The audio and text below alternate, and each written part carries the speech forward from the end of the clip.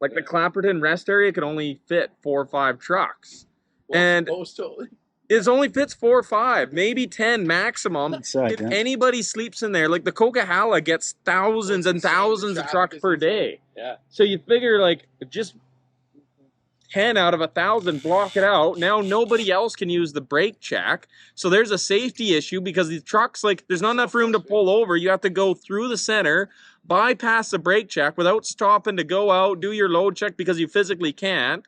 Or somebody does stop in the middle, it blocks it for everybody else. And there's no reason to sleep there when right at the bottom of the hill, there's that big pullout. They can fit 200-300 trucks at that pullout because it's designed for when the Coquihalla closes to take like 300 trucks. Yeah. And then there's a truck stop that can take 100 right at the bottom of the hill. Yeah, exactly. And then like, so literally 5-10 minutes down the road, there's parking for 500-600 trucks when there's big signs at Clapperton that says no longer than 15 minutes because they haven't built it big enough. They did the math based on the volume of trucks going through. That's how long you can stay before it gets congested. Yep. And then when it gets congested, it makes it unusable. And at nighttime is when it's probably arguably the most important because that is when oversized loads go and wide loads. And those are the guys you really need doing safety checks and walkarounds. And they can't even fit into Clapperton. Well, it's everybody. Like the brake check is a good area. You get out, you walk around, you check your flat tires, your load securement. At night, that's even more important, and there's literally no room there at night. Like the government really, really needs to expand that. And if they don't, they should actually have CVSC up there enforcing that rule of 15 minutes, knocking on doors and being like, you got to get out of here. Like it is. And I hate that rule. They're like, well, the e-logs are ran out. But as a driver, like there's a big rest area at Lac Lejeune that can fit 40-50 trucks.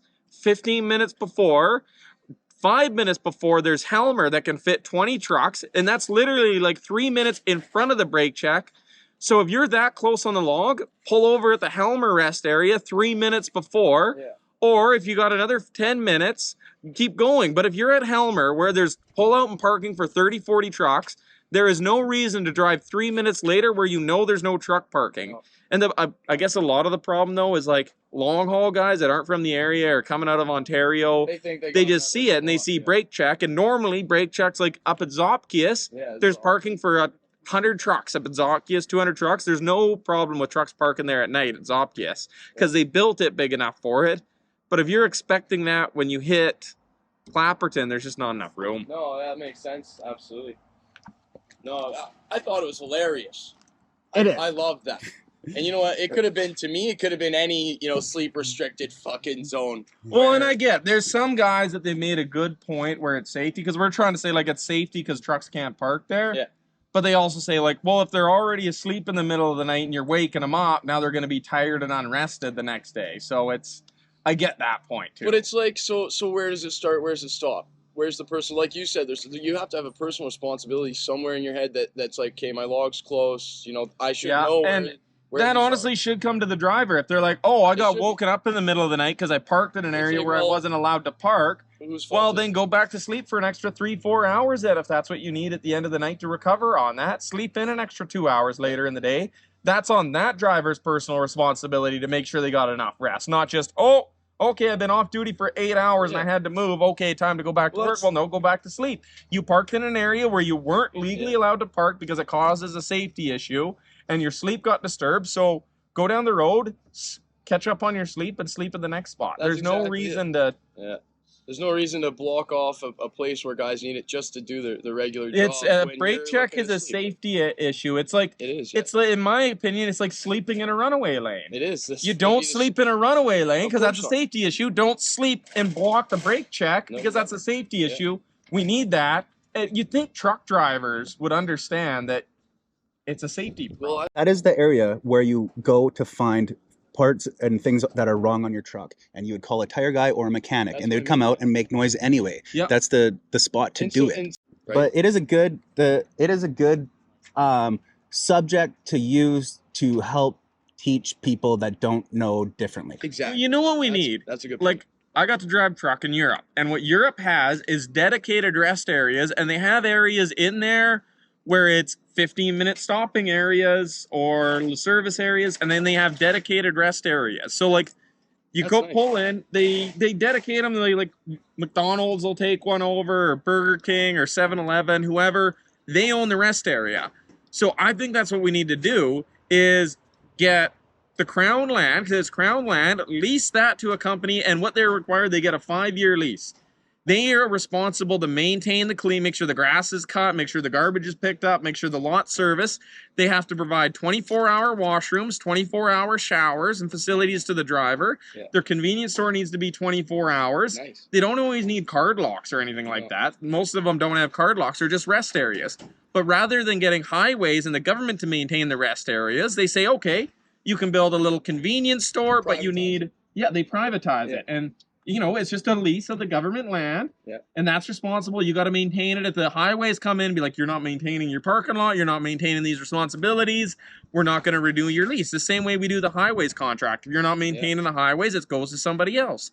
But rather than letting the government pay for all the infrastructure, they let a company like McDonald's or 7-Eleven or even small businesses. They like some of the times you get small businesses and, you know, guys that open up a little convenience store, like their little rest area up there, and they say, okay, well, you maintain the area, and if you maintain enough parking for X number of trucks based on that highway, you can then take ownership of that land for your 5 to 10 years or 15 years. Like, I think they get a longer I'm not exactly sure, but they get a longer contract for the first one that does all the building infrastructure because, you know, you build it, you get it for 15 years to maintain it to get that payback before they do it for 5, and then it renews after 5 years. Makes sense, but I like that system. I think privatizing is the right way to go for a lot of things. Yeah. And I think when it comes to infrastructure and things like that, it's actually not a bad idea. It's not a bad idea for rest areas for infrastructure because the government underperforms, and let's let private business look at an area, look at a highway and be like, hey man, there's a lot of trucks in this area that want to park for the night.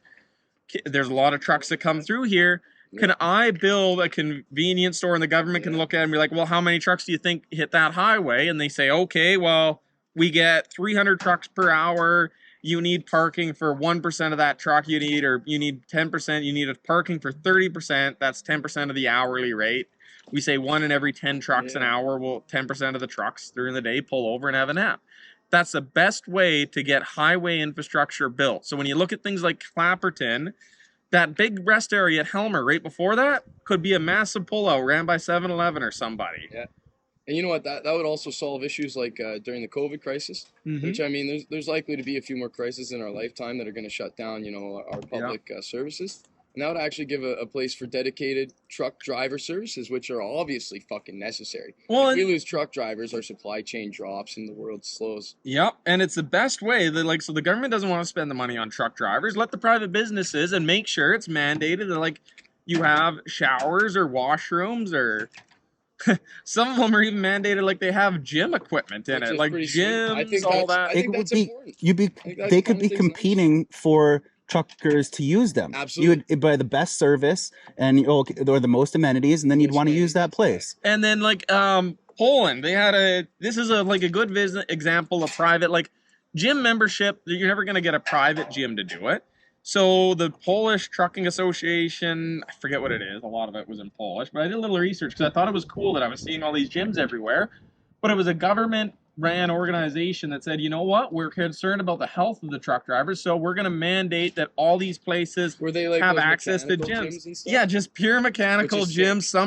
Some of them were outside, like the outdoor gyms. Other ones had little indoor gym areas. Outdoor gyms. But every little rest area. So when the guy takes a 30-minute break, he can hop on a little treadmill or a little weight thing outdoors. Like, he can burn off that energy for that 20, 30 minutes. And, like... It probably helps take a load off the healthcare system. Like, truly, it really would. I bet pedestrians use it like regular regular truck traffic as well. And that's a big issue is, like... At a rest area, there's nothing to really do for driver health.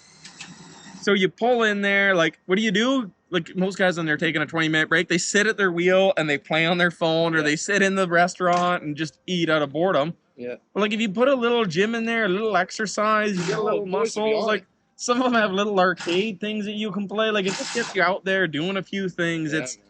And that's a government part that's like, hey, this is good for our healthcare services. This is good for the health. It's good for the it's good for driver alertness too. Because if you're out there, you're exercising, you go back into the truck, you're much more alert than if you just sat there, ate burgers, and now you're in that carb coma. Yeah, way more alert. How you making out?